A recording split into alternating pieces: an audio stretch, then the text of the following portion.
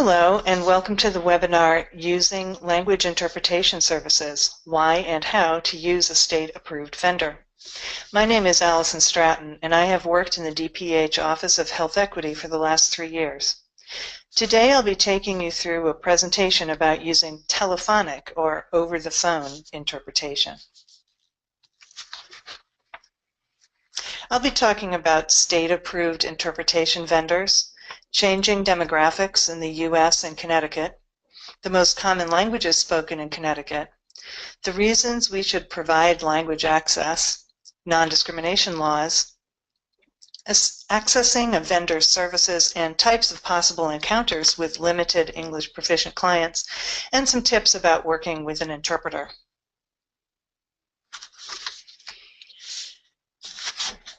The state of Connecticut has contracted with 3 nationwide interpreting and translation agencies: Linguistica International, Voyance Language Services, Inc., Corporate Translation Services, Inc., or CTS Language Link. They each provide over 150 languages and are available 24 hours a day, 7 days a week, 365 days a year. These 3 companies are approved by the state to offer over-the-phone interpretation. There are interpreters trained in medical and social service terminology, and they serve hundreds of state and local agencies across the U.S., including many public health departments. The next slides present language data for the U.S. and Connecticut.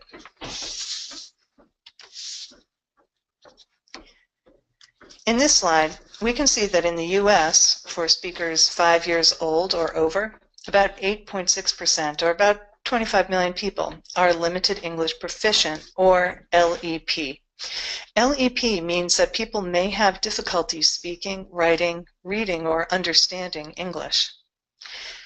In Connecticut, for speakers 5 years old or over, about 8.4%, or about 283,000 persons, are LEP.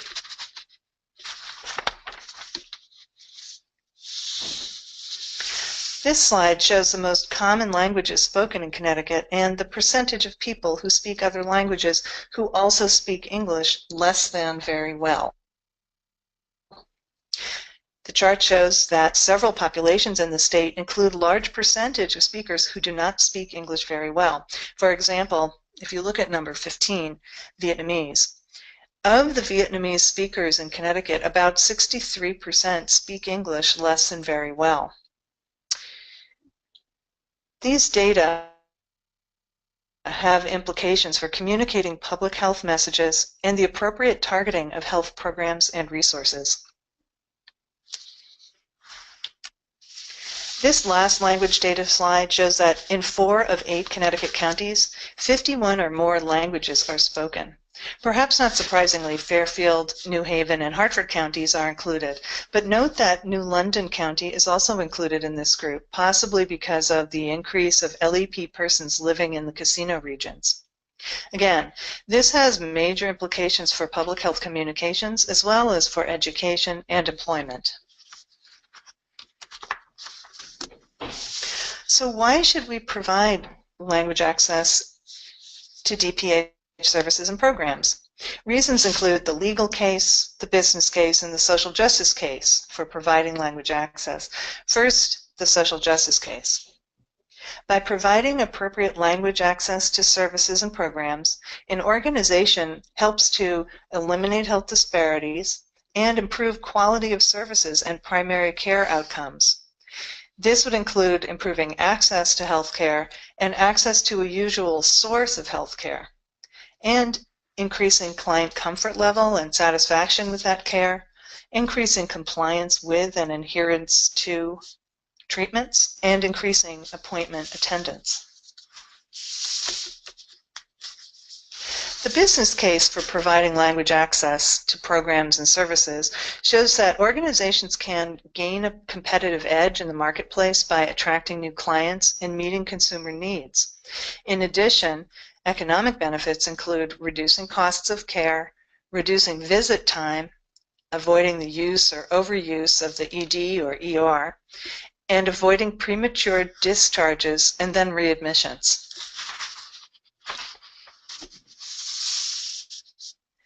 Finally, the legal case for providing language access. Quite simply, the legal case means that the provision of language access to services will decrease the likelihood of liability or malpractice claims, decrease incorrect diagnoses, increase critical communication, and will meet legislative, regulatory, and accreditation mandates.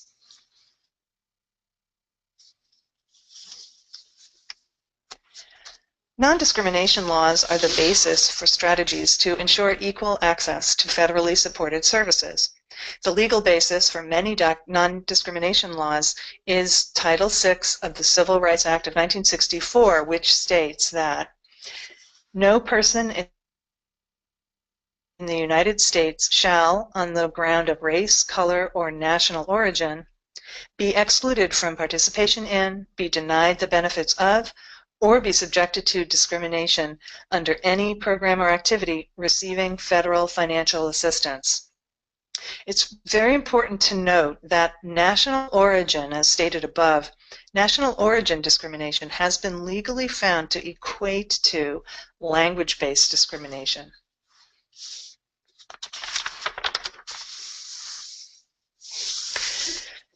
This slide outlines several other legal cases, acts, and rules pertaining to this basic understanding of civil rights. Lau v. Nichols from 1974 deals with bilingual education and language access to equal education. The Americans with Disabilities Act and its amendments and the Rehabilitation Act of 1973 deal with access for people with disabilities and address the rights of persons who use other modes of communication or other languages, for example, sign language or Braille. Executive orders have reaffirmed the commitment to culturally and linguistically appropriate services in all federally funded programs. The Affordable Care Act, and most recently the final rule from the U.S. Department of Health and Human Services, which outlines responsibilities for language access, among other things, pertain to Section 1557 of the ACA in particular. And these two items, the ACA and particularly the rule regarding Section 1557 of the ACA, deal with access, language access to health care and health services. These rules and laws are the framework for providing language access in all federally funded programs and services. Now we'll move into the section of the presentation that discusses interpretation vendors and ways to work with an interpreter. Many DPH programs have chosen Linguistica International as their telephonic or over-the-phone interpretation service. DPH has already gone through internal processes to set up accounts and sub-accounts with Linguistica through our purchasing department. If you need an over-the-phone interpreter, this card is a sample of how you would do it using Linguistica, though all three state-approved vendors would have similar processes. Using this card, you would call the vendor number and follow directions. You would provide the DPH account number, your name, and the sub-account name or code. This will depend on your program and what has been set up through purchasing. You'll probably need to contact your supervisor or purchasing to learn your sub-account or code. Follow the prompts of the operator to begin speaking to an interpreter. The next slides describe what might happen under 3 different scenarios when interacting with an LEP client. Here are 3 types of possible encounters with LEP persons who may need language assistance. For over-the-phone interpretation needs, the first example is an LEP client calls DPH. A second example might be that over-the-phone interpretation needs are really for the DPH staffer who calls an LEP client. Finally, in-person interpretation needs might mean that the LEP client walks into DPH. In the first example, An LEP person calls DPH, and you need an over-the-phone interpreter to assist the client. Identify the language the LEP person needs. Make notes about the language requested and, if possible, the basic topic to be covered, the date and time of call. Place the call on hold and then activate a new phone line. Then call the over-the-phone interpretation vendor and follow the vendor directions. You may be asked for an account number or to identify yourself for billing purposes. If needed, brief the interpreter about the nature of the call, if it's legal or medical or so forth, and then proceed with the call. In the second example, a DPH staffer needs to call an LEP person, and you need an over-the-phone interpreter to assist the client.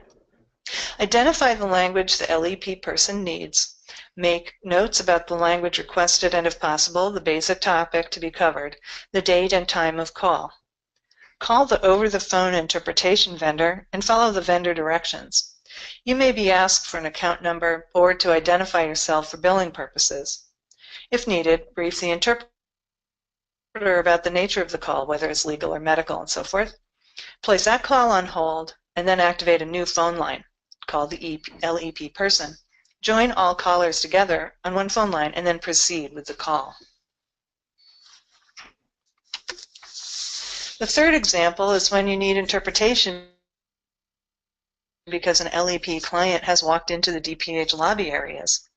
Procedures for security guards and for the DPH staff coming to meet these clients have been worked out and may be found in a manual at the security desks. And here is an example of what may happen. The security guard will identify the language and program needs of the LEP person by referring to language ID charts, which are on the wall and then also in the manual. And they may refer also to the language access manual at the security desk. The security guard will call the program contact person listed in that manual. That DPH staff person will greet the LEP person in the lobby and then escort the LEP person to conference room 1G, where there is a dual handset phone.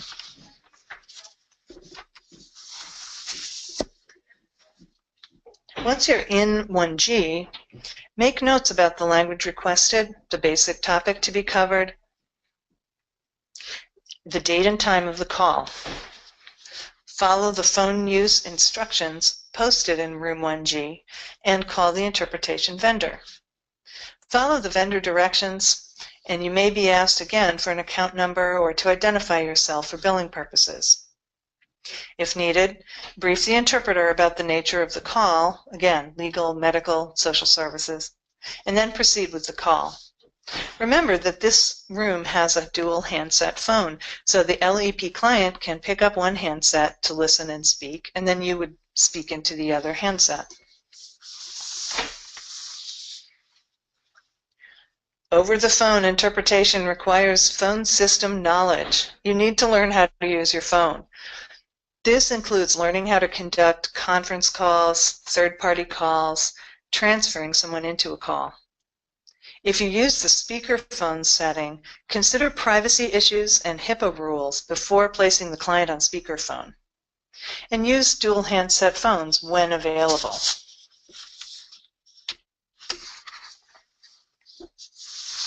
Finally, here are some tips about working with an interpreter, over the phone or otherwise. You should make notes about the language requested, the basic topics to be covered, the date and time of call. Ask for a medical or legal interpreter if you will be asking highly technical questions.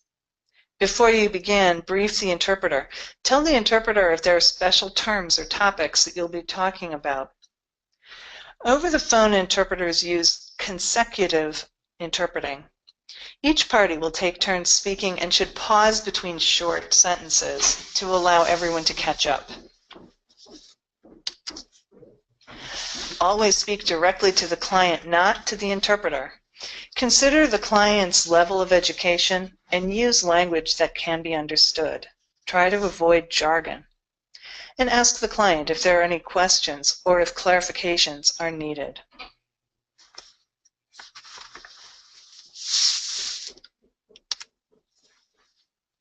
This presentation is now concluded. Thank you for watching. If you would like further information, please contact the DPH Office of Health Equity. Thank you.